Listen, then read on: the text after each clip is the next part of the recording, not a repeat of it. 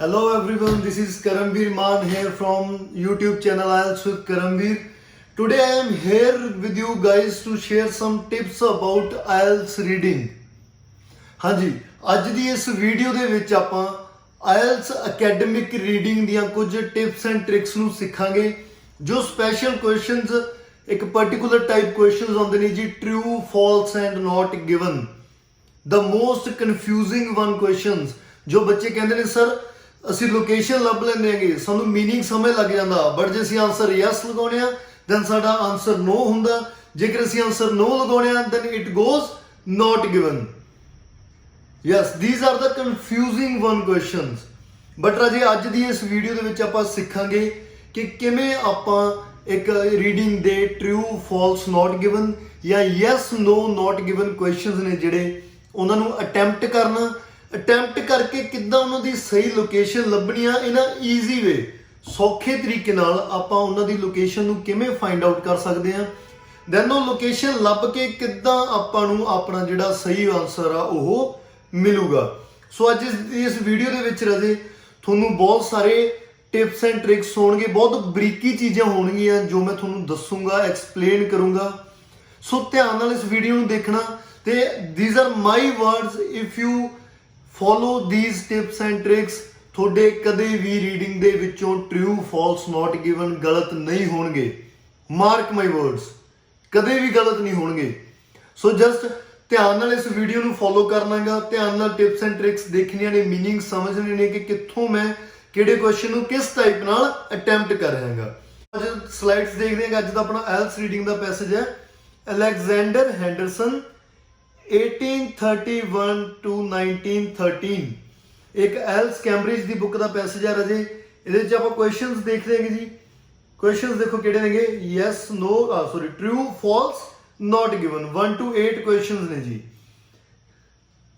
First question ਤੋਂ 1 to 8 question ਨੇ ਰਾਜੇ ਆਪਾਂ ਦੋ ਕੁਐਸਚਨਸ ਨੂੰ ਅਟੈਂਪਟ ਕਰਾਂਗੇ ਫਰਸਟਲੀ ਆਪਾਂ ਫਰਸਟ ਕੁਐਸਚਨ ਰੀਡ ਆਊਟ ਕਰਦੇ ਹਾਂ ਫਰਸਟ ਕੁਐਸਚਨ ਦੇਖੋ Henderson rarely visited the area around Press Estate when he was younger ਵੀ ਜੋ ਹੈਂਡਰਸਨ ਕਿਸੇ ਪਰਸਨ ਦਾ ਨੇਮ ਸੀਗਾ ਵੀ ਹੈਂਡਰਸਨ ਸੀਗਾ ਜਿਹੜਾ ਉਹ ਬਹੁਤ ਘੱਟ ਜਾਂਦਾ ਸੀਗਾ ਏਰੀਆ ਦੇ ਵਿੱਚ ਜਿਹੜਾ ਕਿ ਪ੍ਰੈਸ ਸਟੇਟ ਦੇ ਨੀਅਰ ਸੀਗਾ when he was younger ਜਦੋਂ ਉਹ ਛੋਟਾ ਸੀ ਮਤਲਬ ਕਿ ਜਦੋਂ ਅਲੈਗਜ਼ੈਂਡਰ ਹੈਂਡਰਸਨ ਛੋਟਾ ਸੀਗਾ ਉਹ ਪ੍ਰੈਸ ਸਟੇਟ ਦੇ ਨੀਅਰ ਬਾਈ ਏਰੀਆ ਦੇ ਵਿੱਚ ਬਹੁਤ ਜ਼ਿਆਦਾ ਘੱਟ ਜਾਂਦਾ ਸੀ This is our question. ਹੁਣ ਇਹਦੇ ਵਿੱਚ ਆਪਾਂ ਨੂੰ ਕੀਵਰਡਸ ਕੀ ਮਿਲਣਗੇ ਜੀ ਫਰਸਟ ਇਜ਼ ਹੈਂਡਰਸਨ ਸੈਕੰਡ ਕੀ ਮਿਲੂਗਾ ਰਾਜੇ ਮੇਨ ਕਿਹੜਾ ਆਪਣਾ ਪ੍ਰੈਸ ਸਟੇਟ ਠੀਕ ਹੈ ਜੀ ਦੈਨ ਹੀ ਵਾਸ ਯੰਗਰ ਮਤਲਬ ਉਹ ਆਪਦੇ ਚਾਈਲਡਹੂਡ ਸਟੇਜ ਦੇ ਵਿੱਚ ਸੀਗੇ ਸੋ ਫਰਸਟ ਕੁਐਸਚਨ ਆਪਾਂ ਪੈਸੇ ਦੇ ਵਿੱਚ ਜਾਵਾਂਗੇ ਇਹਨੂੰ ਫਾਈਂਡ ਆਊਟ ਕਰਾਂਗੇ ਧਿਆਨ ਨਾਲ ਦੇਖੋ ਕਿਸ ਤਰ੍ਹਾਂ ਕਿੱਦਾਂ ਅਟੈਂਪਟ ਕਰਾਂਗੇ ਅਲੈਗਜ਼ੈਂਡਰ ਹੈਂਡਰਸਨ ਦੇਖੋ ਸਟਾਰਟਿੰਗ ਤੋਂ ਸ਼ੁਰੂ ਹੋ ਜਾਂਦਾਗਾ ਹੁਣ ਆਪਣਾ ਵਰਡ ਕੀ ਸੀਗਾ ਪ੍ਰੈਸ ਸਟੇਟ ਦੇਖੋ ਪ੍ਰੈਸ ਸਟੇਟ ਪਿਆ ਫੋਰਥ ਲਾਈਨ ਦੇ ਵਿੱਚ press state press ਕਾਸਟਲ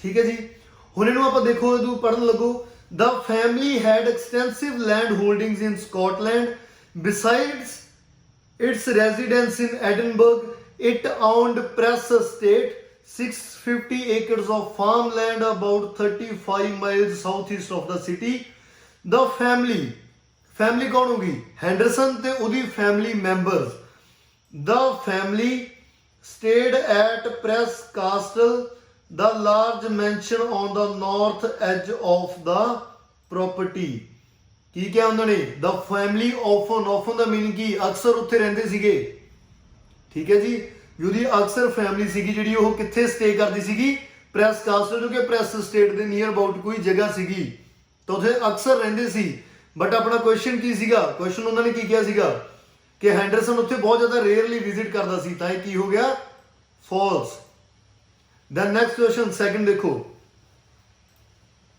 ਹੈਂਡਰਸਨ pursued a business career because it was what his family wanted pursued ਨੂੰ ਕੀ ਕਹਿੰਦੇ ਨੇ ਆਪਾਂ ਕੰਟੀਨਿਊਡ ਬਿਜ਼ਨਸ ਕੈਰੀਅਰ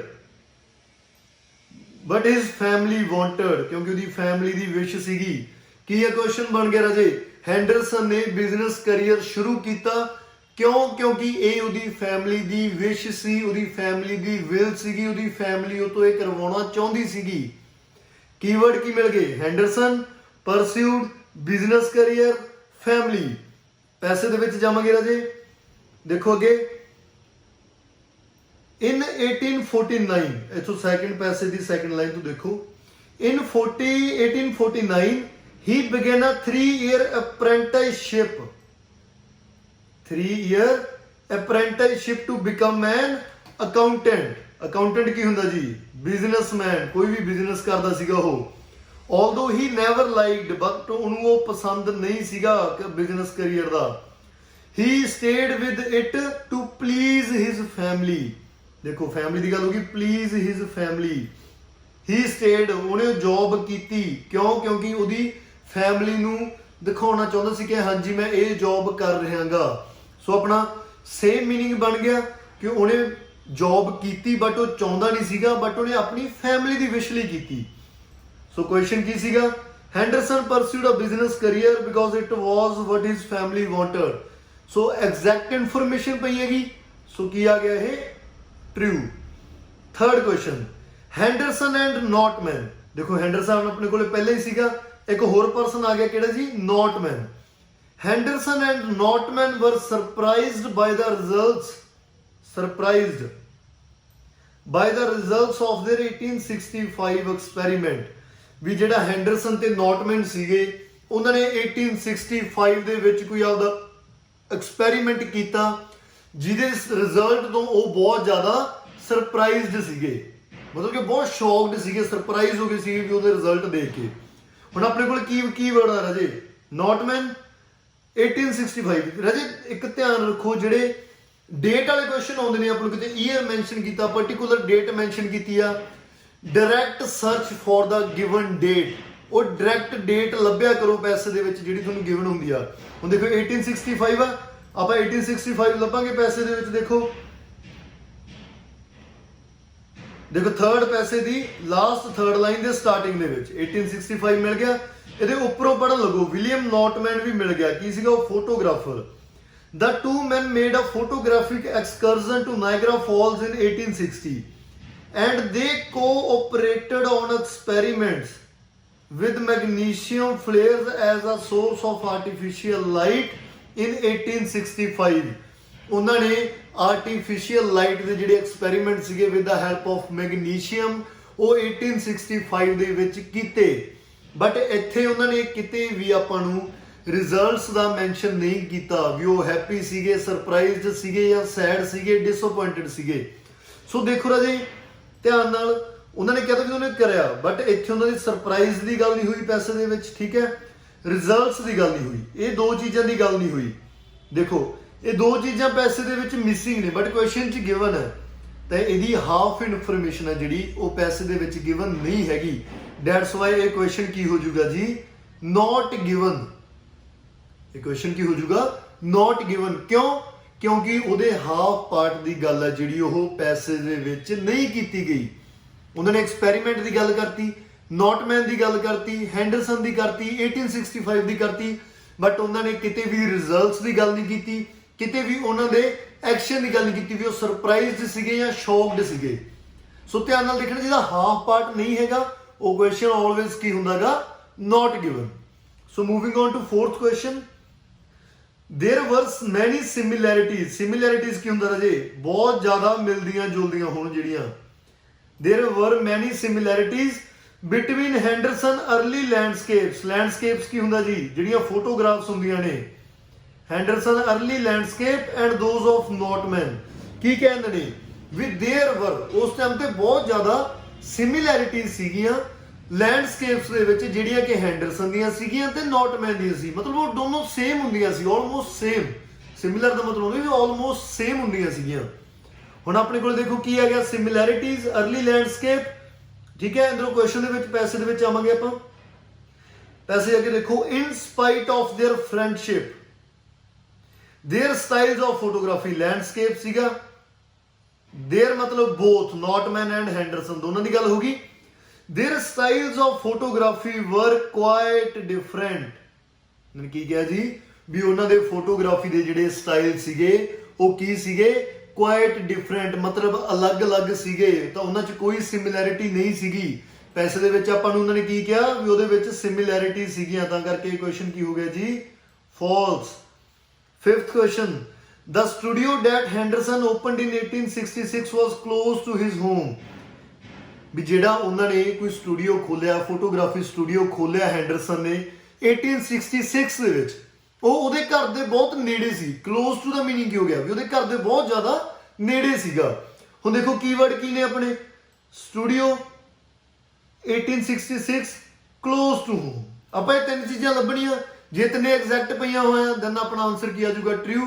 ਜੇ ਨਾ ਹੋਈਆਂ ਦੈਨ ਫਾਲਸ, ਜਿਹਨਾਂ ਚੋਂ ਹਾਫ ਇਨਫੋਰਮੇਸ਼ਨ ਮਿਸਿੰਗ ਹੋਈ ਦੈਨ ਇਟਸ ਨਾਟ ਗਿਵਨ। ਸੋ ਧਿਆਨ ਨਾਲ ਦੇਖਣਾ ਰਾਜੇ, ਆਪਾਂ ਪੈਸੇ ਦੇ ਵਿੱਚ ਜਾਵਾਂਗੇ, ਸੈਕੰਡ ਪੈਸੇ ਜਾਵਾਂਗੇ ਆਪਾਂ। In 1866 he gave up his business to open a photographic studio। ਵੀ ਉਹਨਾਂ ਨੇ 1866 ਦੇ ਵਿੱਚ ਆਪਣਾ ਬਿਜ਼ਨਸ ਛੱਡਿਆ ਤੇ ਉਹਨਾਂ ਨੇ ਇੱਕ ਫੋਟੋਗ੍ਰਾਫੀ ਸਟੂਡੀਓ ਓਪਨ ਕੀਤਾ। Advertising himself as a portrait and landscape photographer. ਦੇਖੋ ਜਿਹਨਾਂ ਸਟੂਡੀਓ ਦੀ ਗੱਲ ਹੋਊਗੀ ਵੀ ਉਹਨਾਂ ਨੇ ਓਪਨ ਕੀਤਾਗਾ, ਉਹਨਾਂ ਦੇ 1866 ਦੀ ਗੱਲ ਹੋਗੀ। ਕਿਤੇ ਹੁਣ ਇੱਥੇ ਉਹਨਾਂ ਨੇ ਕਿਹਾ ਵੀ ਉਹਦੇ ਹੋਮ ਦੇ ਕਲੋਜ਼ ਸੀਗਾ, ਕਿਤੇ ਇਹ ਚੀਜ਼ ਦੀ ਗੱਲ ਹੋਈ ਆ ਨਹੀਂ, ਇਹ ਪੈਰਾਗ੍ਰਾਫ ਦੇ ਵਿੱਚ ਮਿਸਿੰਗ ਆ। ਦੈਟਸ ਵਾਈ ਕੁਐਸਚਨ ਕੀ ਆ ਗਿਆ ਜੀ, ਨਾਟ ਗਿਵਨ। ਠੀਕ ਹੈ ਰਾਜੇ, ਕਿਉਂਕਿ ਇਹਦਾ ਹਾਫ ਪਾਰਟ ਕੁਐਸਚਨ ਦੇ ਵਿੱਚ ਮਿਸਿੰਗ ਆਗਾ। ਸੋ 6th ਕੁਐਸਚਨ ਦੇਖੋ, Henderson gave up portraiture. Portraits ਕਰਨੀਆਂ ਉਹਨੇ, ਜਿਹੜੀਆਂ ਪਿਕਚਰਸ ਬਣਾਉਂਦੇ ਨੇ। Henderson gave up portraiture so that he could focus on taking photographs of scenery। Scenery ਮਤਲਬ ਕੀ ਹੋ ਗਿਆ, ਲੈਂਡਸਕੇਪਸ ਹੋ ਗਿਆ। ਹੈਂਡਰਸਨ ਨੇ ਆਪਦਾ ਪੋਰਟਰੇਚਰ ਛੱਡਤਾ, ਪਿਕਚਰ ਬਣਾਉਣੀਆਂ ਛੱਡਤੀਆਂ, ਕਿਉਂ, ਤਾਂ ਕਿ ਉਹ ਪੋਰਟਰੇਟਸ ਕਰਨ ਦੇ ਵਿੱਚ ਜਿਹੜੀਆਂ ਸਿਨਰੀਜ਼ ਬਣਾਉਂਦੇ ਨੇ, ਫੋਟੋਗ੍ਰਾਫਸ ਆਫ ਸਿਨਰੀਜ਼, ਵੀ ਉਹਨਾਂ ਤੇ ਫੋਕਸ ਕਰ ਸਕੇ, ਤਾਂ ਉਹਨੇ ਪੋਰਟਰੇਚਰ ਛੱਡਤਾ। ਹੁਣ ਇਹਨੂੰ ਪੈਸੇ ਦੇ ਵਿੱਚ ਆਪਾਂ ਕੀ ਲੱਭਾਂਗੇ, portraiture, photographs of scenery. He could focus, focus ਇੱਕ ਮੇਨ ਵਰਡ ਆ ਗਿਆ ਆਪਣੇ ਕੋਲੇ। ਪੈਸੇ ਦੇ ਵਿੱਚ ਆਵਾਂਗੇ ਰਾਜੇ। ਹੁਣ ਦੇਖੋ ਇਹ from about 1870 he dropped portraiture to specialize in landscape photography and other views। ਉਹਨੇ ਕੀ ਕੀਤਾ ਜੀ, ਪੋਰਟਰੇਚਰ ਡ੍ਰੌਪ ਕਰਤਾ। ਡ੍ਰੌਪ ਕਰਨ ਦਾ ਮੀਨਿੰਗ ਕੀ ਹੋ ਗਿਆ, ਛੱਡਣਾ। ਉਹਨੇ 1870 ਦੇ ਵਿੱਚ ਪੋਰਟਰੇਚਰ ਡ੍ਰੌਪ ਕਰਤਾ। ਕਿਉਂ ਕਰਿਆ, ਟੂ ਸਪੈਸ਼ਲਾਈਜ਼, ਤਾਂ ਕਿ ਉਹ ਸਪੈਸ਼ਲਾਈਜ਼ ਹੋ ਸਕੇ ਲੈਂਡਸਕੇਪ ਦੇ ਵਿੱਚ, ਲੈਂਡਸਕੇਪ ਫੋਟੋਗ੍ਰਾਫੀ ਦੇ ਵਿੱਚ ਪਰਫੈਕਟ ਹੋ ਸਕੇ, ਉਹਦੇ ਤੇ ਫੋਕਸ ਕਰ ਸਕੇ। ਐਜ਼ ਇਟ ਇਜ਼ ਇਨਫੋਰਮੇਸ਼ਨ ਪਈ ਆ ਰਾਜੇ, ਤਾਂ ਆਪਣਾ ਆਨਸਰ ਕੀ ਹੋ ਜਾਊਗਾ ਜੀ, ਇਹ ਟਰੂ। 7th ਕੁਐਸਚਨ ਦੇਖੋ ਜੀ, when Henderson began work for the intercolonial railway। ਜਦੋਂ ਹੈਂਡਰਸਨ ਨੇ ਕੰਮ ਕਰਨਾ ਸ਼ੁਰੂ ਕੀਤਾ ਇੰਟਰਕਲੋਨੀਅਲ ਰੇਲਵੇਜ਼ ਦੇ ਨਾਲ, the Montreal to Halifax line has been finished। ਵੀ ਜਿਹੜੀ ਮੌਂਟਰੀਅਲ ਟੂ ਹੈਲੀਫੈਕਸ ਲਾਈਨ ਸੀਗੀ ਉਹ ਫਿਨਿਸ਼ਡ ਹੋ ਚੁੱਕੀ ਸੀਗੀ, ਓਵਰ ਹੋ ਚੁੱਕਿਆ ਸੀ ਕੰਮ ਉਹਦਾ, ਉਹ ਪੂਰੀ ਹੋ ਚੁੱਕੀ ਸੀਗੀ। ਸੋ ਦੇਖੋ ਰਾਜੇ ਇਹਦੇ 'ਚ ਕੀ ਹੈਗਾ, ਇੰਟਰਕਲੋਨੀਅਲ ਰੇਲਵੇ ਇੱਕ ਮੇਨ ਹੈਡਿੰਗ ਆ ਗਿਆ ਆਪਣੇ ਕੋਲੇ, ਇੱਕ ਹੈਂਡਰਸਨ ਬਿਗਨ ਵਰਕ। ਹੈਂਡਰਸਨ ਤਾਂ ਚਲੋ ਮੇਨ ਹੈਗਾ ਹੀ ਆ। ਅੱਗੇ ਕੀ ਆ ਗਿਆ, ਇੰਟਰਕਲੋਨੀਅਲ ਰੇਲਵੇ। ਦੈਨ ਕੀ ਆ ਗਿਆ, ਮੌਂਟਰੀਅਲ ਟੂ ਹੈਲੀਫੈਕਸ। ਦੈਨ ਉਹ ਲਾਈਨ ਵੀ ਉਹ ਕੰਪਲੀਟਡ ਸੀਗੀ, ਫਿਨਿਸ਼ਡ ਸੀਗੀ ਜਾਂ ਨਹੀਂ ਸੀਗੀ। ਹੁਣ ਪੈਸੇ ਦੇ ਵਿੱਚ ਆਪਾਂ ਕੀ ਲੱਭਾਂਗੇ ਰਾਜੇ, Intercolonial Railway plus Montreal to Halifax. Direct ਇਹਨਾਂ ਵਰਡਸ ਤੇ ਜਾਵਾਂਗੇ। ਆਓ ਜੋ ਪੈਸੇ ਦੇ ਵਿੱਚ ਸਰਚ ਆਊਟ ਕਰ ਦਿਆਂਗੇ। ਦੇਖੋ ਰਾਜੇ ਕਿਤੇ ਤੁਹਾਨੂੰ ਹੈਲੀਫੈਕਸ ਮਿਲਦਾਗਾ, ਮੌਂਟਰੀਅਲ ਟੂ ਹੈਲੀਫੈਕਸ, ਧਿਆਨ ਨਾਲ ਦੇਖੋ। ਲਾਸਟ ਸੈਕਿੰਡ ਪੈਸੇ ਦੇ ਵਿੱਚ ਪਿਆ, ਦੇਖੋ ਮੌਂਟਰੀਅਲ ਟੂ ਹੈਲੀਫੈਕਸ। ਇਥੋਂ ਉੱਪਰ ਪੜਨ ਲੱਗੋ ਰਾਜੇ ਡੈਟ ਸੇਮ ਈਅਰ ਤੋਂ, ਕਿਉਂਕਿ ਇੱਕ ਲਾਈਨ, ਇੱਕ ਦੋ ਲਾਈਨਾਂ ਫੁੱਲ ਸਟਾਪ ਤੋਂ ਪਿਛਲੀਆਂ ਪੜ੍ਹੀ ਦੀਆਂ ਹੁੰਦੀਆਂ ਨੇ। That same year while in the lower Saint Lawrence River region he took some photographs of the construction of intercolonial railway। This undertaking led in 1875 to a commission from the railway to record the principal structure along the almost completed line connecting Montreal to Halifax। ਉਹਨਾਂ ਨੇ ਕੀ ਕੀਤਾ ਜੀ, 1872 ਦੇ ਵਿੱਚ ਉੱਪਰ mention ਕੀਤਾ ਵੀ same year ਦੇ ਵਿੱਚ ਉਹਨੇ ਸੈਂਟ ਲਾਰੈਂਸ ਨਾਮ ਦੀ ਕੋਈ ਰਿਵਰ ਸੀਗੀ, ਉਹ ਰੀਜਨ ਦੇ ਵਿੱਚ ਉਹਨੇ ਕੰਮ ਕਰਨਾ ਸ਼ੁਰੂ ਕੀਤਾ। ਉਹਨੇ ਉੱਥੋਂ ਫੋਟੋਗ੍ਰਾਫਸ ਲੈਤੀਆਂ, ਕਾਦੀਆਂ, ਕੰਸਟਰਕਸ਼ਨ ਦੀਆਂ। ਕੰਸਟਰਕਸ਼ਨ ਕਾਦੀ ਚੱਲਦੀ ਸੀਗੀ, construction of the inter colonial railway, ਜੋ ਰੇਲਵੇ ਲਾਈਨਸ ਦੀ ਕੰਸਟਰਕਸ਼ਨ ਚੱਲਦੀ ਸੀ, ਉਹਨੇ ਉਹਨਾਂ ਦੀਆਂ ਫੋਟੋਗ੍ਰਾਫਸ ਲੈਤੀਆਂ। ਦਿਸ ਅੰਡਰਟੇਕਿੰਗ, ਇਹ ਕਦੋਂ ਤੱਕ ਸ਼ੁਰੂ ਹੋਇਆ? Laid in 1875 to a commission, ਇੱਕ ਫਰੋਮ ਦਾ ਰੇਲਵੇ, ਇੱਕ ਕਮਿਸ਼ਨ ਦਿੱਤਾ ਗਿਆ, ਉਹ ਤੋਂ ਸ਼ੁਰੂ ਹੋਇਆ। ਰੇਲਵੇ ਨੇ ਦਿੱਤਾ ਕਾਦੇ ਲਈ? ਟੂ ਰਿਕਾਰਡ ਦਾ ਪ੍ਰਿੰਸੀਪਲ ਸਟਰਕਚਰ, ਵੀ ਉਹਦਾ ਸਟਰਕਚਰ ਰਿਕਾਰਡ ਕਰਨ ਦੇ ਲਈ, along the almost completed line. ਹੁਣ ਰਾਜੇ ਉਹਨੇ ਵਰਕ ਕੀਤਾ ਸੀਗਾ, ਬਟ ਉਹਨਾਂ ਨੇ ਕੀ ਕਿਹਾਗਾ ਵੀ ਲਾਈਨ ਸੀਗੀ ਜਿਹੜੀ ਉਹ ਫਿਨਿਸ਼ ਹੋ ਚੁੱਕੀ ਸੀਗੀ, ਬਟ ਇੱਥੇ ਉਹਨਾਂ ਨੇ ਕੀ ਕਿਹਾ? ਦਾ ਆਲਮੋਸਟ ਕੰਪਲੀਟਡ ਲਾਈਨ, ਵੀ ਆਲਮੋਸਟ ਕੰਪਲੀਟ ਹੋ ਚੁੱਕੀ ਸੀਗੀ, ਪੂਰੀ ਤਰ੍ਹਾਂ ਬਣੀ ਨਹੀਂ ਸੀਗੀ, ਫਿਨਿਸ਼ ਨਹੀਂ ਸੀ ਹੋਈ, ਠੀਕ ਹੈ। ਬਟ ਕੁਐਸਚਨ 'ਚ ਆਪਣੀ ਡਿਮਾਂਡ ਕੀ ਸੀਗੀ? ਉਹਨਾਂ ਨੇ ਕੀ ਕਿਹਾ ਸੀਗਾ? Henderson began work for the Intercolonial Railway, the Montreal to Halifax line has been finished, ਵੀ ਉਹ ਖਤਮ ਹੋ ਚੁੱਕੀ ਸੀ, ਬਟ ਉਹਨਾਂ ਨੇ ਕਿਹਾ ਆਲਮੋਸਟ ਕੰਪਲੀਟ ਹੋ ਚੁੱਕੀ ਸੀ। ਦੈਟਸ ਵਾਈ ਆਨਸਰ ਕੀ ਆ ਜਾਊਗਾ ਜੀ ਆਪਣਾ? False. 8th question, Henderson last work as a photographer, last work ਕੋਈ ਕਦੋਂ ਕਰਦਾ? ਜਦੋਂ ਕੋਈ ਰਿਟਾਇਰ ਹੁੰਦੇ ਹੈਗੇ। Work as a photographer was with the Canadian Pacific Railway, Canadian Pacific Railway ਦੀ ਸ਼ਾਰਟ ਫਾਰਮ ਆ ਰਾਜੇ CPR, ਇਹ ਕੈਨੇਡੀਅਨ ਪੈਸੀਫਿਕ ਰੇਲਵੇ ਦੀ ਸ਼ਾਰਟ ਫਾਰਮ ਹੈਗੀ। ਕੁਐਸਚਨ ਦਾ ਮੀਨਿੰਗ ਕੀ ਬਣਿਆ? ਵੀ ਹੈਂਡਰਸਨ ਨੇ ਜਿਹੜਾ ਲਾਸਟ ਵਰਕ ਕੀਤਾ ਉਹ ਕਿਹਦੇ ਨਾਲ ਸੀਗਾ? ਕੈਨੇਡੀਅਨ ਪੈਸੀਫਿਕ ਰੇਲਵੇ ਦੇ ਨਾਲ, ਠੀਕ ਹੈ ਜੀ। ਚਲੋ ਪੈਸੇ ਦੇ ਵਿੱਚ ਜਾਵਾਂਗੇ, ਫਾਈਂਡ ਆਊਟ ਕਰਾਂਗੇ। ਇਸ ਤੋਂ ਅੱਗੇ ਚਲੋ,